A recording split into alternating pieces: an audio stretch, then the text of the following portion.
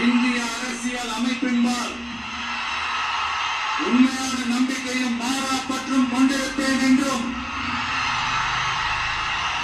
இந்திய நாட்டின் ஒப்பில்லாத முழு முதல் ஆட்சியையும் ஒருமையையும் நிலை நிறுத்துவேன் என்றும் தமிழ்நாட்டு அரசின் முதலமைச்சராக உண்மையாகவும் உளச்சான்றின்படியும் என் கடமைகளை நிறைவேற்றுவேன் என்றும் அரசியல் அமைப்பிற்கும் சட்டத்திற்கும் இணங்க அச்சமும் ஒருதலை சார்பும் இன்றி விருப்பு வெறுப்பை